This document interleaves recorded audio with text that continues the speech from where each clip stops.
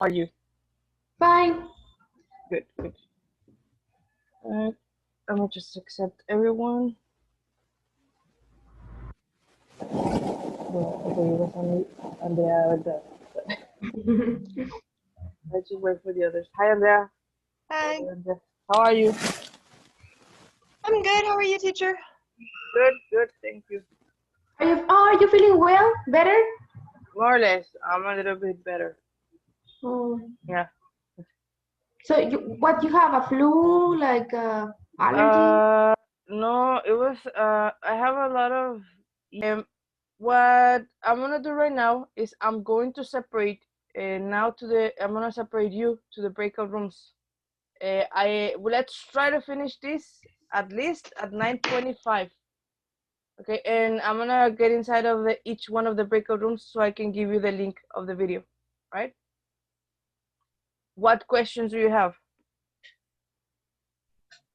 No? Okay. A question. Yeah. All right. At what time should we finish? 9:20, 9:25. 9:25, 9:20. All right. I'm gonna send you the invitation. Let me join you.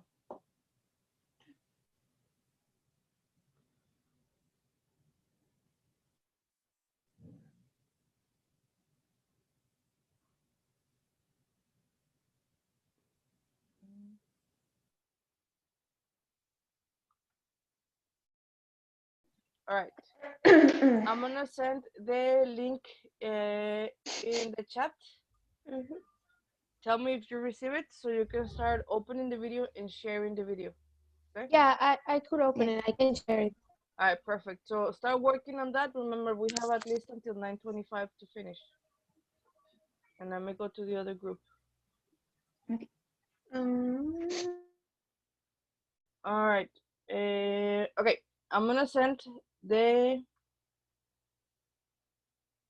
link to the video to the chat. Tell me if you receive it so you can start sharing.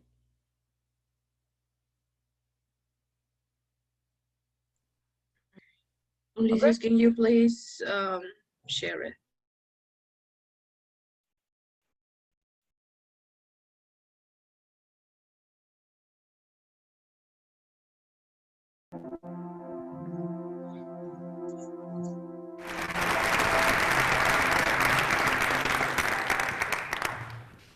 I have the best job in the world. Why? Because I get paid to learn. I've been teaching high school since 1981. And every day my students teach me something new about the subjects that I teach, ancient history and philosophy, and about who they are and how they learn. I've always been excited to get up and go to work in the morning. Until about 5 years ago, when and he screamed at me. He said, "I hate school. I hate teachers. I don't want to be here." I remember taking a calm breath, finding my biggest smile, and I got down on his level and I said, "I promise you're going to love school this year." If we take a look at classrooms over the past 70 years, we're seeing the same types of classrooms and the same types of learning environments spanning up to 70 years. It is my goal to continually revitalize learning and the classroom. This is a picture of my classroom this last school year. I see classrooms differently. These are some of my students. I see my students differently, and I see the way that they learn differently. The results I get are incredible. As teachers and educators, we must embrace the students of today to reimagine tomorrow. First, we must wonder how we can release the power. For as long as schools have existed, teachers have been the main source of knowledge in the classroom. Teachers are the gatekeepers for pretty much everything that happens in the classroom. We're in charge of everything that students do or don't do. As teachers, let's not misuse this power. In 2015, we have far more resources available at our fingertips than ever before. This gives us the ability, as teachers, to make our classrooms less teacher-centered and more student-centered. Let's embrace that. Teachers don't need to master every single app or every single tool before we hand it over to students. In my classroom, I like to use a students teaching students model. So I will give an app or a tool to a student. I will have them learn how to use it, and then I'll have them go teach all of the other students and myself how to use that app. Teachers don't need to master it all. Let's get kids involved with projects like Genius Hour. Genius Hour is actually based on Google's 20% policy, where kids would actually get 1 hour a week to study things that they are passionate about, instead of telling them things that they have to learn every single day. This really gives kids ownership in their learning, and it makes it very relevant to them. This also means that lots of the time, my students are going to know more than me. That's awesome. Embrace their knowledge, and they'll embrace their learning. Second, we must wonder how we can embrace purposeful technology. Using technology just for the sake of using technology is wasteful. If it doesn't transform your classroom or your teaching or your learning, just skip it, don't use it. If the same project can be done using paper or pencil, it's not transforming your classroom. Always, always, always start with your purpose. Focused engagement and social interaction is the screen. Education is from the Latin root educare, which means to draw out or to be present at the birth of. I began to think, what if I said to my students, this is the most important device that you own, and this is the one that you need to turn on all day, every day? What if I grounded my teaching practice in recent research on how the brain learns? What if I grounded my teaching in questions rather than answers? And what if I stepped back to allow my students to step up and engage in the messiness of learning? Socrates believed that education is the kindling of a flame rather than the filling of a vessel. I wanted to be present at the birth of my students' ideas, and I wanted them to find their own voice. So I decided to do something radical. I turned my classroom over to my students. This is what my classroom looks like now. In my classroom, students sit around an oval table called a Harkness table. And in our Harkness discussions, the students drive the conversation. They read difficult primary source materials, they ask and answer essential questions, and they solve difficult challenges that I put before them. They may not merely write down what I say, because I am not talking. I may be at the table, and I may say something from time to time, but I do not direct the conversation, nor do I direct them towards an answer that I want them to find. Instead, they need to work together to construct meaning and draw their own conclusions from the challenges that I put before them.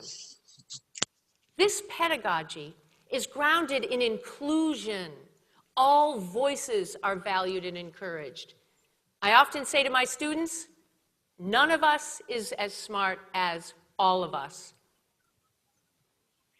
As the students are talking, I sit and I track the conversation, show them this data, and then they talk about it and discuss how they can improve their next conversation. This Harkness pedagogy is grounded in 4 key principles of brain research. And these make sense. Number 1, the one that does the work does the learning. 2, new learning must be organized around a few significant ideas. 3, new learning must be useful. And 4, interference must be reduced. In my classroom, there are no cell phones allowed. My students actually asked for this rule at the beginning of school, But now it's April 5th, and they're a little irritated at me because I'm still enforcing this rule. But in my classroom, students aren't looking at screens. They're not looking at me. They're looking at each other. Kids have never felt the pain of T9 texting. They've never had to experience dial-up internet. Technology is the language today's students speak. Furthermore, as educators, it is now our job to be champions of digital citizenship. 93% of employers now use social media in some way to either recruit or hire employees. That means if our students leave us with a neutral or a negative digital footprint, they have just a 7% chance of getting a job. 7%. My friend George Couros challenges us as educators to make sure that every single high school graduate is well Googled. I challenge you to Google yourself. Go have your students Google themselves and like what they see. What does your digital footprint say about you? We must wonder as educators how we can make global connections. It is now our job to make sure that we are connecting our students globally. This probably sounds a lot harder than it actually is. With just a few clicks, you can do a virtual field trip to the Smithsonian Institute. Or you can bring your students on a virtual field trip to the Sistine Chapel.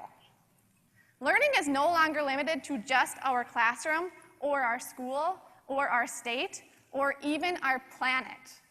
You can now take your students on a virtual field trip to the stratosphere. Do a Google Hangout with a classroom in Hong Kong to expose your kids to new and different cultures. Give them the practice that they're going to need with the real-life speaking and listening skills of the 21st century. Set up a classroom Twitter account. Have your kids tweet with experts from around the world, like Brad Wade or Jen Jones. Have your kids tweet with other classrooms around the world to share and compare their learning. Don't be the four walls that hold your kids back or limit their learning. Break down those walls and go global. We must wonder how we can reinvent the skills of today. While standardized tests might have a valid place in our schools, we need to start assessing teachers and students in other ways too. Assess my students on their creativity, collaboration, critical thinking, and communication skills. Assess my kids on their grit and how they're able to find success through failure. Assess my kids on their digital literacy skills and other skills that they're going to need when they graduate to be successful employees, citizens, and innovative individuals in the real world. Assess me on how well I prepared my kids for their future when they leave my classroom. While difficult to assess, this should serve as our daily mission. It should guide our teaching and learning values, a compass for a true educational north. Okay, everyone, here's my challenge for you. We are now 15 years into the 21st century. We need to make sure that our schools and our classrooms are as engaging, responsive, and dynamic as the world around us. Do you remember that little boy that I talked about at the beginning? Ok, vamos a ver.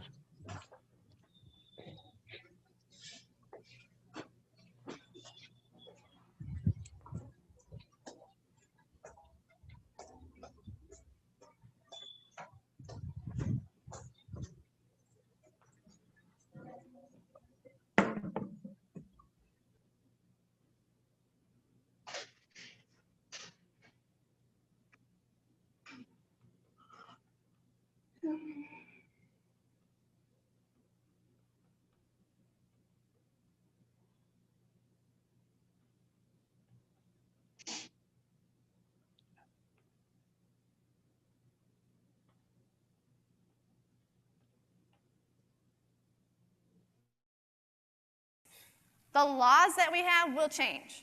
The standards that we use to assess our kids are going to change again. But one thing remains constant through time. Relationships between students and passionate teachers will always be the foundation of successful classrooms.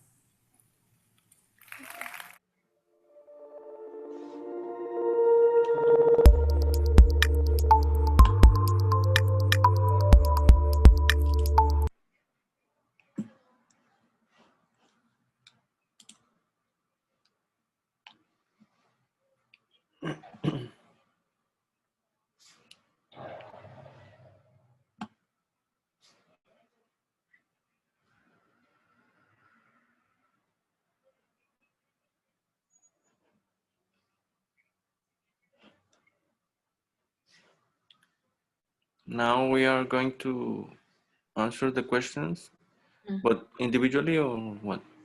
Individually.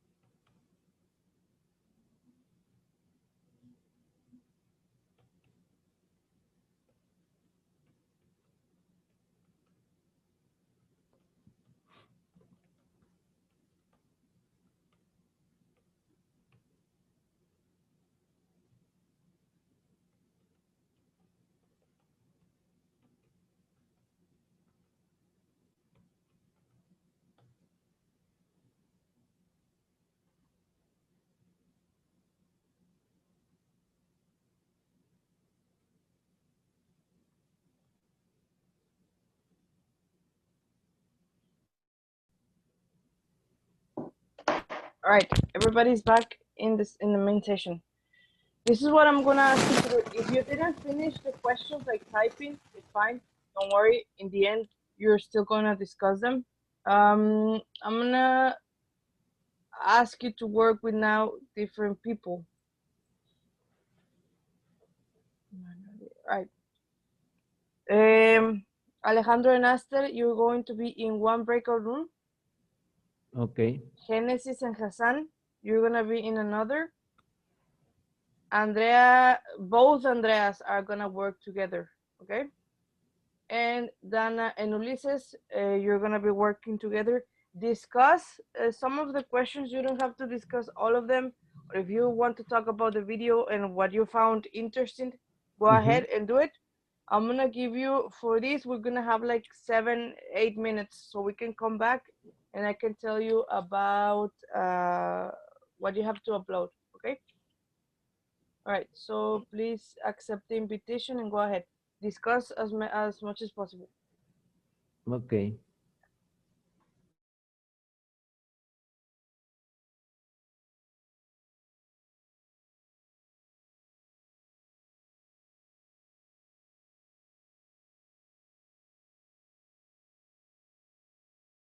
Open the. We Okay. do not have to submit these questions to the teacher, right? I don't know. Uh-huh. Well, how to convince us to change our mind to love or to like these classes, because he was talking about a boy from the first time, like he said, I hate the teacher, I hate the classes, I hate school, I hate everything. And she was starting by giving like Okay. Well, mine, it was, I think, completely different in some way, because this teacher was, has been a teacher for, she says, since 1981 or something. And I guess she has been teaching in the same level that it was junior high? No, middle, secondary, you know. What is, no, it's not junior Middle high. school? Middle school, yeah, like middle school. Yeah, middle school is junior high. Yeah. And that she found that, well, the evolution of teaching has not been the same.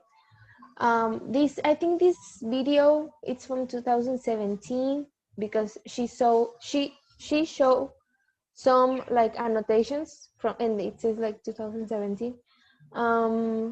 And she was explaining that what she make the students connect, because she talks more about connection between the students, and she noticed that with her techniques and methods. What do you have in this? In the first one, I write like, wait a minute. What the teacher really wants to do was like trying to the students speak themselves, like, because she mentioned something about that when in all the years that she has like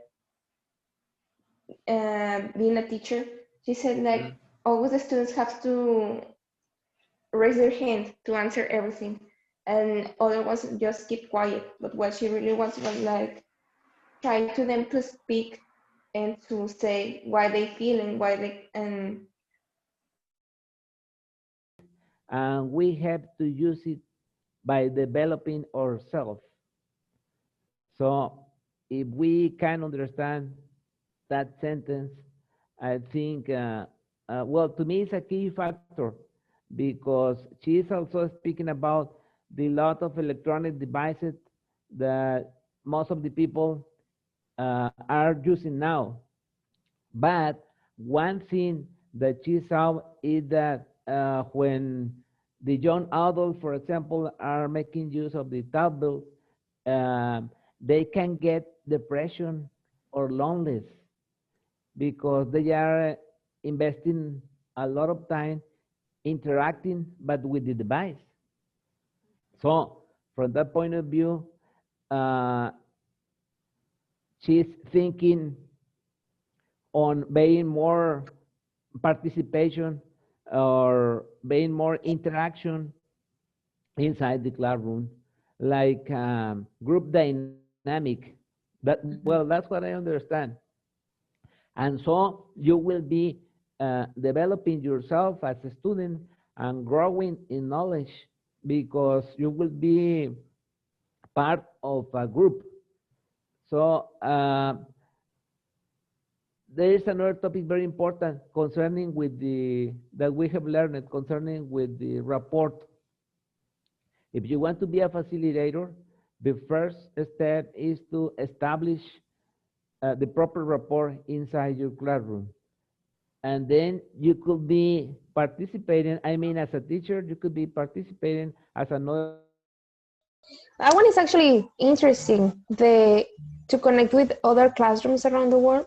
Yeah, I like that idea. Yeah. Maybe us to be in a, well, maybe in a proficiency class in Asia or in London, something like that. Or Australia, I don't know. And also to identify different accents. Yeah. It will be amazing. But yeah, so basically what this teacher said is what Us to read. Like if I need to need to do a certain task, I would rather look in Google than books. So I believe that this is something that we have to practice again, because even though I have met people that really likes to read, but when they have to read for homework, they hate to read. So we are not accustomed to do that anymore. I mean, to research in books. And the second question said, based on what she said, how do you connect it to the classroom management? I think that the first step is establish rapport, and she talked about a student who his first day he don't want to come in to the classroom. Yeah, and at the end of the year, he don't want to leave the teacher.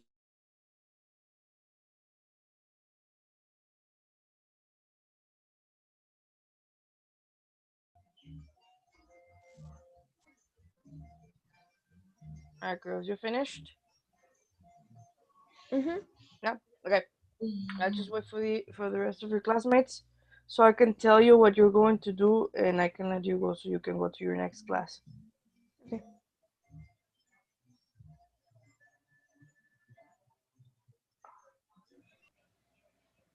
All right.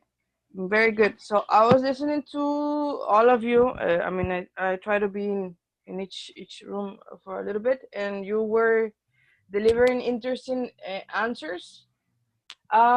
This is something that we're gonna be doing a lot. I'm not watching videos. Like, this is something that we're gonna be doing a lot in terms of you are going to be speaking more rather than me actually showing you a presentation and start listening to the things. So it's more now.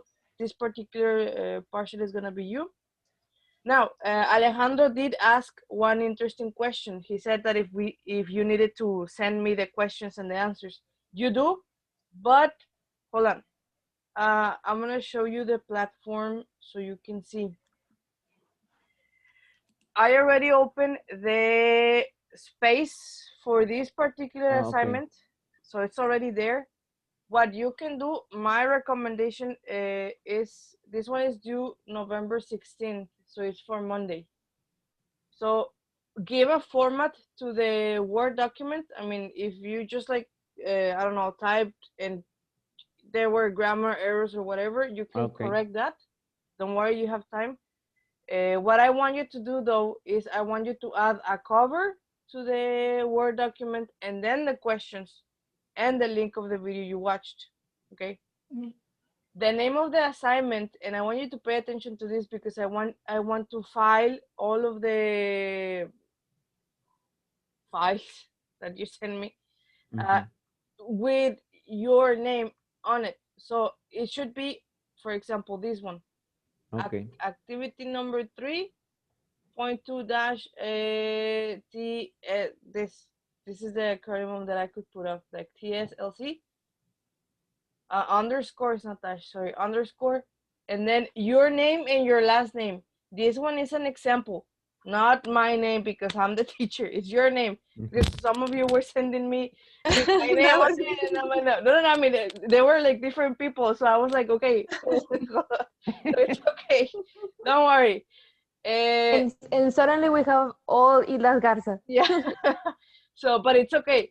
These are the link of the videos, so just select the one that you watched with your group, and this is another thing, like if you didn't complete the answers, you can rewatch the video and add more information, which is completely okay. All right. This is that. Remember the poster that we did on Wednesday is already in there, so like you can also upload. The instructions are the same that I gave you. Only one person from the group should upload it, don't worry. But the same thing, the name of the poster should be activity 3.1 underscore group poster underscore, and then your name, your last name, and then the rest of the names of your classmates. Okay, so I don't know who's going to upload that in here, but just be careful of that. All right. Those are the only things that, I mean, the things that you need to upload. There is a forum. This one I put it for Wednesday or Tuesday. Let me check. So just only one person will upload the poster. Only one person upload the poster, yeah. Okay. Now the forum, this one, the instructions are in here, but it's pretty much like I said at the beginning. I'm gonna start right now with three videos. So the forum is the third video. Okay. So basically you're gonna watch it, and what I'm going to ask you to do, again, this one is for November 18th, so you have plenty of time. Okay. So I want you to write a paragraph. A paragraph is not like 2 lines, 3 lines, at least 5 lines minimum. You can add more if you want. But I want you to describe in your own, using your own words, what the teacher is trying to convey. Like, what is he trying to transmit in the message of this video? Okay, that's one paragraph. When you finish, you're going to write another paragraph, again, 4 or 5 lines at least, about something you found interesting or something you didn't know from the video. Okay. That's what you have to do, and you can write a short conclusion. This one can be simple, like 3 lines, and that's it. I don't want you to reply to 2 classmates at least, okay? And what you reply, again, a paragraph like 5, 6 lines, not only the, yes, I agree with you, or yeah, you're correct, because that's not meaningful. That's not, you know, giving a lot of thinking. So try to be very meaningful with what you post, okay? Okay. And that's it. Those are like the 3 things that you have to do. Are there any questions that you have with this? And I think it's clear, teacher, so far. Very good. So anyways, the presentation of the TED Talk videos is on the platform as well. So if you want to go back to check the questions, go ahead. All right? Okay. And well, for me, that's it. I'll see you next Wednesday. Have a wonderful day and a wonderful weekend. Okay? Okay. Thank you, teacher. Thank you. Bye-bye. Thank you. Bye. See you. Bye. Bye. See you. Bye.